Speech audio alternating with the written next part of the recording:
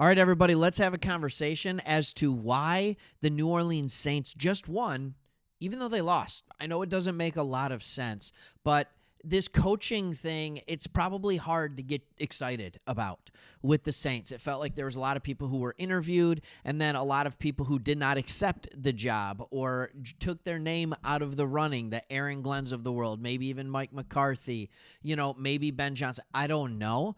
But we're going to talk about why Kellen Moore is the perfect fit for this team, despite all the struggles that they may have on paper. And we're going to talk about what some of those are, but we're also going to talk about who Kellen Moore is. My name's Craig. Me and my buddy Chris started this channel a few years back. We are Lions fans. We actually have another channel called Sports Talk Detroit, but we love the NFL, especially teams that the national media seems to ignore or not talk about as much. And so we want to talk about a lot of these things. We've done a few Saints videos. So if you want more, just hit that like button, hit that subscribe button, but wait till you watch the rest of the video. See if you actually like it. I'm coming to you from Lafayette, Indiana. I'm on a trip right now. I'm at a biblical soul care conference. A lot of the pastors are from my church are here, and we're doing that. But I'm still coming to you from the road. So this is the hotel room. This is not my house. But anyways, with all of that being said, I really do believe that the Saints won by other coaches turning down this job because I think they got one of the better head coach candidates.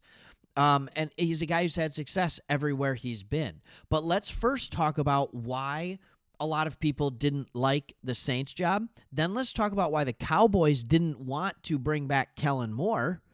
And then we'll talk about why Kellen Moore is the perfect fit for the Saints. All right, so let's start with your very clear and obvious salary cap situation.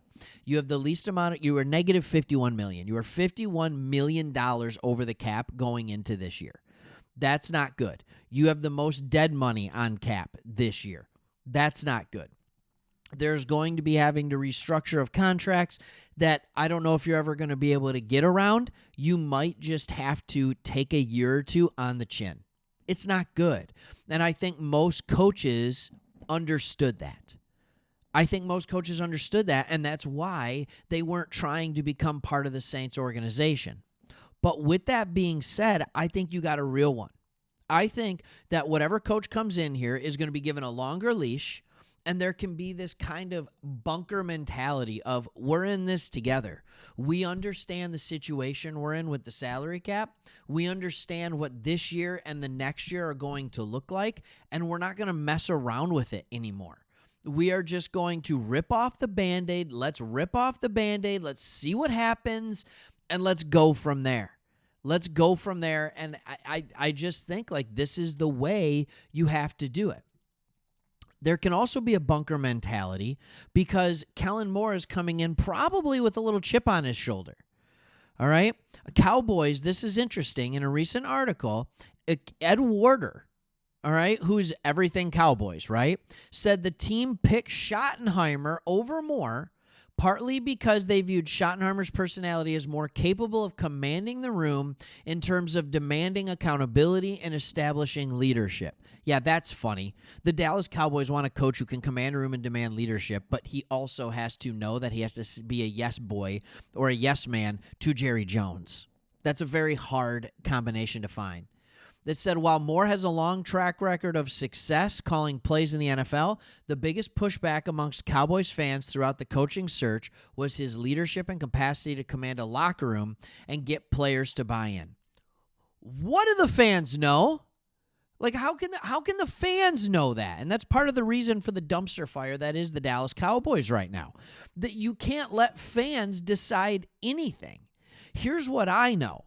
Kellen Moore has been successful. And you don't get to be a successful offensive coordinator unless you demand the respect of the players that are playing for you.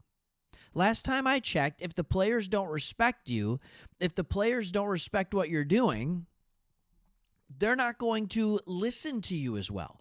Your offense is not going to run as well. Kellen Moore, what's not to respect? He played at Boise State. He was a very good college quarterback, but he never had the arm strength to be an NFL quarterback. Yet somehow he parlayed his lack of talent into a 6-year NFL career. He was with the Detroit Lions for 3 years, and he was with the Dallas Cowboys for 3 years. Both teams talked often when he was a player about how he will soon be a coach. Why? Because he's really smart, or because he has the respect of his teammates? It was the respect of his teammates, and because he's smart. So he retires, immediately becomes the quarterback's coach for the Cowboys in 2018. And then the next year, this is crazy. 2 years in his second year, so only 1 full year after he retires from the NFL, he is the offensive coordinator for the Dallas Cowboys. And he was that from 2019 to 2022.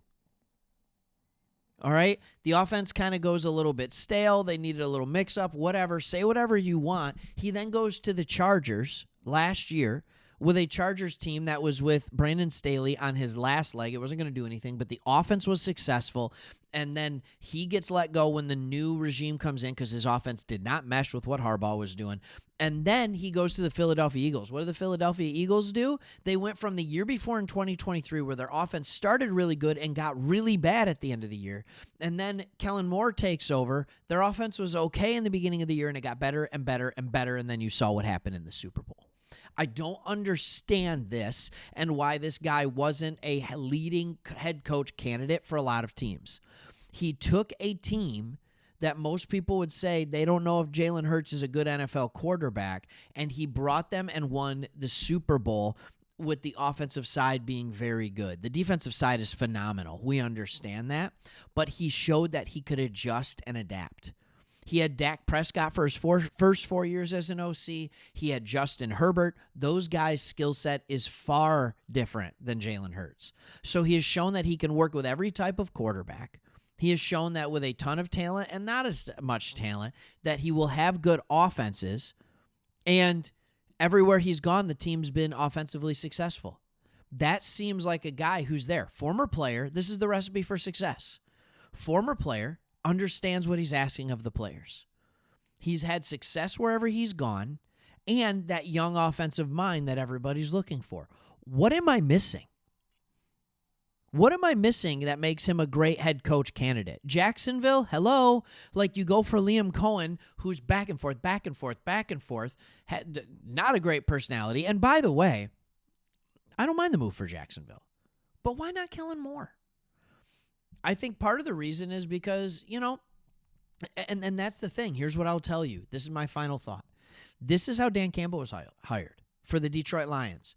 Nobody took him seriously as a head coaching candidate for totally different reasons, but nobody took him seriously. Has it worked out? It absolutely has. Sometimes, and by the way, that first 2 years that he was there, especially the first year, salary cap just awful. I think we had like 50+ million in dead cap year one. It was not good. This is similar. Be in the trenches together, extend out the contract, but also stop kicking the can down the road with the salary cap. Just take the hit, have a bad year, get an early pick, get your quarterback of the future, let Kellen Moore work with him, and start building this team. It's not a 1-year turnaround. It's a 3-year turnaround, and that's okay. And I think you have the guy to do it. All right, thanks for watching. See you on the next one.